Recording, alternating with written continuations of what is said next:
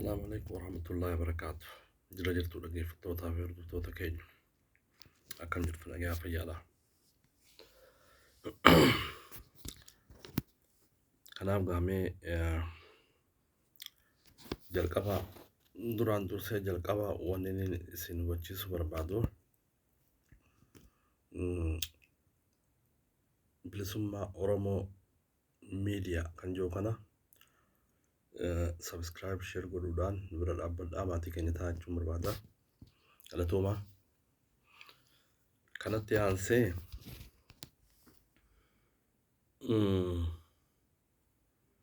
haala Itoophiyaa irraa dubbachuun barbaada. Akkuma beekamutti yeroo arraan tanaa biyyi Itoophiyaa jedhamtu san eessarraa eessatti deemaa jirti. Waan akka malee nama dhibaati. Mootummaan dhufaa dabraan mootummaan Itoophiyaa hundinuu gita bittaa nafxanyaati wajjinis wal qabatee yookaan laalu taate mootummoonni biyya san bulchan mootii yookaan mootii guyyaa tokkollee sagalee uummataa kabajee beeku miti. Sirna nafxanyaa keessatti sirna nafxanyaa biyya Itoophiyaa san biyya sabaa fi sablammoota dila san qabdu biyya sabni 80 keessa jiru guyyaa tokko mirga sabaa fi sablammootaa eeganii bulchanii hin beekanii jechuudha.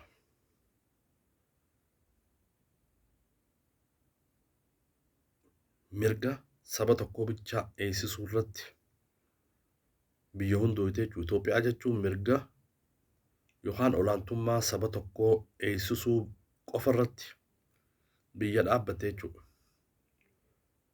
Fakkeenyaaf rakkoon Itoophiyaa yeroo addaan baafnee ilaallu hundeeffamni mootummaa Itoophiyaa ifiifuu rakkoo guddaa qaba jechuudha. Hundeeffamni mootummaa Itoophiyaa rakkoo guddaa qaba. Maaliif rakkoo guddaa qaba? Mee haa ilaallu. Hundeeffama yookaan Itoophiyaa kana warri hundeesse warra nafxanyaati. Warra nafxanyaa Itoophiyaa hundeessan. Itoophiyaa akkamitti hundeessan? Itoophiyaa olaantummaa saba Amaaraa eegsiftu bichaa godhaniititi Itoophiyaa hundeessanii jechuudha. Sabaa sablammoonni ashkaroota warra dhiiga isaanii gannaqee lafee isaanii cabsanii warra Itoophiyaa eegani. Akkasii siigaltee Itoophiyaan tun ijaaramte. Warri nafxanyaa kun warri Amaaraa kun warra olaantummaadhaan Itoophiyaa tana akka isaaniif toltuutti warra ijaaraa ture jechuudha. Sirna dur keessattis. Sabaa sablammoonni Itoophiyaa hundinuu warra Itoophiyaa san ijaaruu keessa dhiiga isaanii gannaqee itti wareegamanii Itoophiyaa warra ijaaraa ture. Warra Itoophiyaa ijaaree boodarra akka ashkaraatti eenyummaa isaanii irraa mulquudhaan amantii isaanii akka hin kabajamne godhuudhaan sabummaa isaaniitiin cunqursuudhaan Itoophiyaa akkasitti dhaabbattee jechuudha.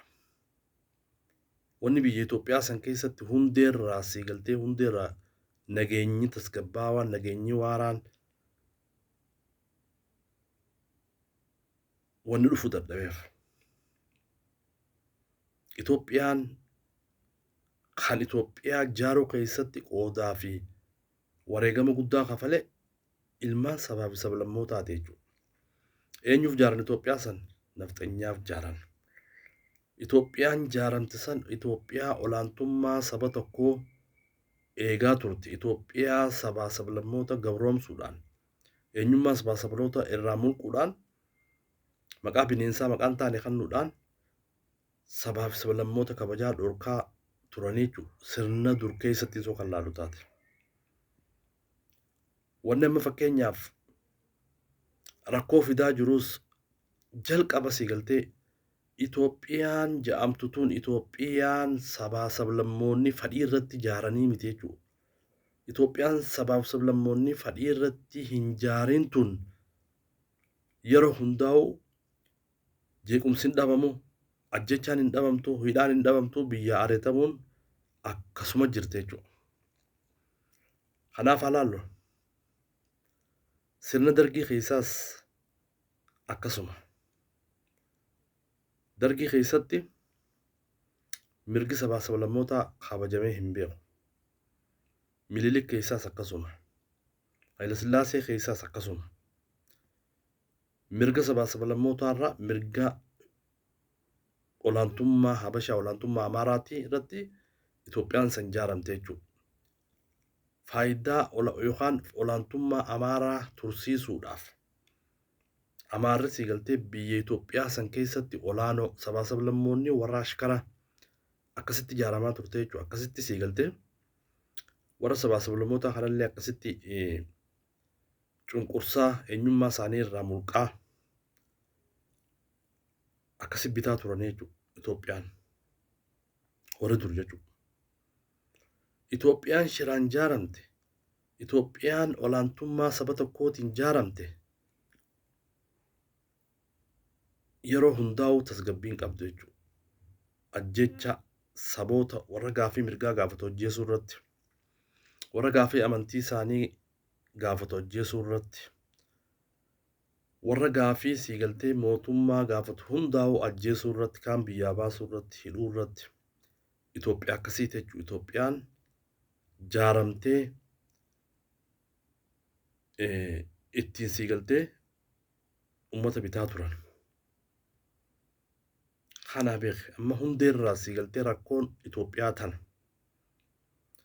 Mootummaan TPLF walaallees TPLFin garuu warra olaantummaa Amaaraa sanirraa kaaftee jirti fakkeessaa turte. Itoophiyaa siigaltee federaalizimii jettee fakkeessitee federaalizimii tana keessatti beeki gaafa TPLF dhuftees Itoophiyaa shiraan jaaramte san tan siigaltee bu'uurrisii olaantummaa nafxanyaatiin jaaramte san hin diine beeka. Hin diine yeroo sanitti TPLFis waan diiguu sodaatteef jecha akkasumatti siigaltee alaabaa fi wanta urjii iddoo gootee jirti. Isiinis olaantummaan sabootaa gaa TPLF yookaan federaalizimii keessa gaafa TPLF dargii cabsite olaantummaan sabootaa akka silaa federaalizimiin jirutti kabajamuu baatullee xiqqoo fooyyawaa turte jechuudha. Xiqqoo fooyyawaa turte namuu siigaltee eenyummaan isaa kabajamee fi dhiibbaan jala haa jiraattu malee akkasitti deemaa turan jechuudha.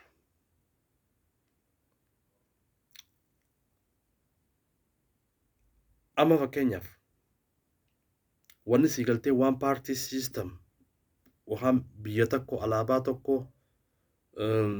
amantii takka saba tokko wanni jiru san TPLF dhabamsiiftee jirti. Waan paartii siistem kajoo kanarra gama malti paartii siistem kajoo federaalizimii lafa qabsaa ittiin siigaltee biyya san bulchaa turte jechuudha. Duuba tana keessattis TPLFis gama eenyummaa kabachiisuutiin dalagaa turtullee isiinis lafa Oromoo addaan cicciruudhaan saboota akka Somaalee fa'aadha saboota siigaltee Amaaraatiif waan kanaaf lafa Oromoo ciccirtee saba guddaan xiqqeessine jechuudhaan lafa Oromoo xiqqeessuu irratti sabaaf sablammoota yookaan ollaa Oromoo walitti kaasuu irratti waan shira ajaa'ibaa dalaydee jirti. TPLFis aangoorraa kuttee jechuudha ijoollee Oromootiin. Duuba gaa ummata amata 27 siigaltee eenyummaa keenyaan boonnaa naannoo teenyaan boonna warra jiru kana dhiiga ijoollee Oromootiin Abiyyi Ahmad aangoo qabate jechuudha. Yeroo qabate yeroo namni hundinuu Abiyyiidhaaf ilma abbaa gadaa lafa dhiittee Oromoon tun siigaltee ilma abbaa gadaa dhufe yoo jettee yeroo akkasi kaatu abiyyiin siigaltee ummata Itoophiyaatii fi ummata Oromoo kan siigaltee akkasitti abiyyiin kun jijjiirama nuu fida. Walqixxummaa nuu fida. Walqixxummaa diinagdee nuu fida. Dimokiraasii nuu fida. Human right violation mirgi dhala namaa akka kabajamu nuu godha jaanitti abdii irra gatanii yeroo abdii irra gatanii turan akka ta'uu dhabuudhaan siigaltee akka ta'uu dhabee siigaltee keessaaf uummata Oromoo tuffii ajaa'ibaa keessa seenuudhaan warra akka jirutti siigaltee isa deeggaraa ture darbuudhaan tuffii saba kanarraa qaburraa kan ka'e inninis tarsiimoo mililik takaleessa siigaltee awwaalamtee qabree keessa jirtu biltsiginna jee gaffite jechuudha. Biltsiginna jee gaffite. Kanaaf biltsiginnaan inni gaffite tun mallattoon siigaltee warra biltsiginnaa yookaan unitary party system jaaniin beeyta. Unitary party system jechuun beeytu biyya takka alaabaa takko saba tokko jechuudha. Fakkeenyaaf amma unitary party system jechuun biyya daangaa hin qabne jechuudha. Biyya daangaa hin qabne biyya takkitti biyya siigaltee no regional state biyya siigaltee naannoon keessatti hin jirre biyya siigaltee olaantummaan Amaaraa bichaan keessatti kabajamtu biltsiginna jee gaffite jechuudha. Yeroo biltsiginna jee gaffite biltsiginnaan tun siigaltee wanni biltsiginna je'ee karoora mililik siigaltee qabrii keessaa awwaalamee jiru kan siigaltee ilmaan isaa arrallee Oromoo siigaltee xiqqeessaa turan warra kaleessa Oromoo harka irraa muraa ture karoora isaaniitiin yeroo godhuuf ummanni Oromoo dura dhaabbatanii jechuudha. Ijoolleen Oromoo dura dhaabbatte ummanni Oromoo siigaltee dura dhaabbatan hayyoonni Oromoo akka Jawaar Mohaammed dura dhaabbatanii jechuudha. Duba maalin jechuu barbaade? Balaan ichirraa kaate rakkoon ichirraa kaate arraan tana siigaltee biyya Itoophiyaa san tasgabbiin akkan dhufne goote. Biyya Itoophiyaa san keessatti sabaaf sablammoota Itoophiyaa kana amata 27 ani Oromoodha eenyummaan kiyya Oromoo ani Somaalee ani Affaari ani Hararii jedhee siigaltee warra akkasitti eenyummaa ofii yaammatu saniin eenyummaa kee gallakkisiitu dhufe. Eenyummaa namaatiin nama arrabsuu dhufe nama xiqqeessuu dhufe nama qoosuu dhufe yeroo kun dhufe balaan siigaltee kallattii hundaanuu qaqqabachaa dhuftee jechuudha mootummaa Itoophiyaatti. Mootummaa Itoophiyaatti maal ibiddi addaa qabataa dhufe. Ibiddi qabatee duuba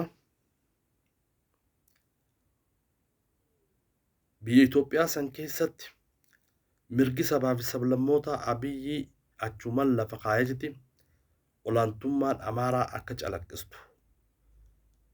Amaarri siigaltee nafxanyaan Itoophiyaa keessatti olaanoo akka taate. Waan Amaarri irraa dalagu waan Amaarri irraa gammadu hunda dalagaa ture jechuudha. Kun siigaltee kufaatii arra biyya Itoophiyaa irra mudateef sababa guddaa kan ta'e kanaa jechuudha. Kufaatiin diinagdee, kufaatiin siyaasaa, kufaatiin siigaltee rogoo hundaan jirtu waan kanarraa madde. Waan kanarraa madde jechuudha. Rakkoo guddaa beeka. Biyya siigaltee biyya sabni 80 ol keessa jiru. Tani siigaltee olaantummaa saba tokkootiin biyya tana jaarra. Biyya tana siigaltee bulchina kan jiru jaarraa 21 keessatti wallaalaan nama kanaan jiru jechuudha. Wallaalaan nama akka kanaa yookaan akka biyyi wallaalaan akka biyyi hin jiru. Maaliif namni tarsiimoo tolfatee jiti? Tarsiimoon ati tolfattu tun tarsiimoo sabaa sablammoota gammachiiftu. Fadhii sabaa sablammootaa waan guutu. Federaalizimii dhugaa ka Tigireen siigaltee TPLF hin dalagin federaalizimii gaarii akkasii yoo taate arraan tana kufaatiin siigaltee mootummaa tarralleen dhuftu jechuudha. Mootummaa irralleen dhuftu mootummaarallee kufaatiin hin geessu ummanni keenya rakkoo diinagdee hamaa keessallee hin kufu ture. Kana shuuf. Kanaaf deemnee rakkoon biyya Itoophiyaa guddoon tan tasgabbii biyya san dhoorkite, tan dimokiraasiin akka biyya sanii qabattu dhoorkite, akkaataa siigaltee Itoophiyaan itti ijaaramte bu'uurarraa olaantummaa saba tokkootiin ijaaramte san diiguu barbaachisaa jechuudha. Furmaanni kana qofa. Furmaanni kami Itoophiyaa olaantummaa saba tokkootiin bu'uurarraa ijaaramaa turte san diiganii Itoophiyaa fedhii sabaa fi sablammootaan ijaaramtu ta sabaa sablammoonni walqixatti itti murteessatan Itoophiyaa akkasii ijaaruutu barbaachisaa jechuudha. Itoophiyaan ammaa biyyi deemtuun tunis diigamtee Itoophiyaa akkasii ijaaruutu barbaachisa. Amma fakkeenyaaf hundeerraa siigaltee akkaataa ijaarumsi Itoophiyaa sirna nafxanyaa dur keessatti ijaaramterraa sanuma kooppii godhu jiran jechuudha. Sanuma sharafamu jira jechuudha. Bu'urri Itoophiyaa ijaaruu sani wanni amma rakkoo fide kana jechuudha. Fakkeenyaaf warri amma Itoophiyaa ni bulchina je'ee dhufu hundi maal ta'aa jirani beektaa? TPLF irraa hundarraa qabin. Olaantummaa siigaltee akka Amaaree nama godhe sanuma fudhatanii jiti TPLFis akkasuma nama gootee kuttee jechuudha, nama leenjiftee, nama ajjeeftee, nama hiitee. Abiyyis wanni nama godhu jiru Itoophiyaa mililik lafa kaa'e tarsiimoo mililik san irra deemeetuma mirga sabaa sablammootaa cabsuu, sabaa sablammootaa eenyummaa isaanii xiqqeessuu, biyya ari'uu ajjeesuu kun tarsiimoo mililik. Kanaaf biyya Itoophiyaa san keessa tasgabbii fi nageenyi waaraan dhufuudhaaf Itoophiyaan olaantummaa saba tokkootiin ijaaramte san diigamuun barbaachisa. Itoophiyaan olaantummaa saba tokkootiin ijaaramte diigamuu yeroon jedhu dookumentii waan ichi keessa jirtu san gubachuu qabdi. Faayilli waan ichi keessa jiru kan siigaltee warra olaantummaa Amaaraa qofa olaantummaa nafxanyaa bichaan faayilli masaraa keessa jiru gubachuu qaba. Masaraan san siigaltee waliin gubachuu qaba. Wanni faayila siigaltee sirna dur kan nafxanyaa san baduu qaba. Wanni amma rakkoo fide dhufaa dabraan siigaltee masaraa san seenu karoora uummatee takka yaada burqisiisee sabaa sablammootarraa gaafii fuudhee tarsiimoo qopheessaan jiru. Tarsiimoo mililiksaniini Haayile Sillaasee san masaraa keessaa fuudhee jite biyya saniin bulcha jee itti deemaa jira jechuudha. Wanni guddaan amma rakkoo taate sana. Kanaaf mootummaan Abiyyi Ahmad wanni isa kuffisee qarqara kufaarraan isa ga'een tarsiimoo mililik, tarsiimoo Amaaraa, olaantummaa saba Amaaraa bichaa kalees calaqqisaa turte hojiittiin jijjiire jechuudhaan kun isa siigaltee qilee isa naqee jira. Kanaaf Itoophiyaan olaantummaa saba tokkoo eegsisuudhaaf dhaabbatte tun diigamuun isinuu diigamaa jirti, yeroo diigamuun murteessa jechuudha. Itoophiyaa fedhii sabaa sablammootaa eegdi. Sabaan sablammoonni siigaltee mootummaa jiddu galeessaa federaala irratti mootummaa haqaa takka dhaabbatanii namuu siigaltee naannoo isaa of bulchee Itoophiyaa fedhiidhaan ijaaramtu. Itoophiyaan akkasii ijaaramuu qabdi. Itoophiyaa akkasii ijaaruudhaaf falmiin siigaltee roga adda addaatii itti gaggeeffamaa jirti. Kanaaf kana siigaltee wanni rakkoo guddaa fidaa jiru. Kanaaf Itoophiyaan haqaa.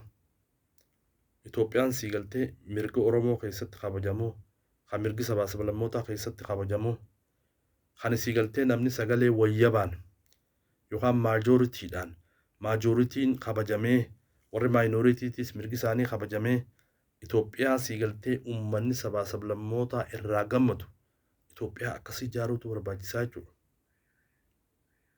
Ta namni tokko siigaltee olaantummaadhaan hoogganee sabaa sablammoota itti bitu osoo hin taane Itoophiyaa dimokiraasii irratti hundoofte, Itoophiyaan mootummaa jiddu galeessaa ta walqixaa ta sabaa sablammoota of keessaa qabdu akkasii ijaaruutu barbaachisaa.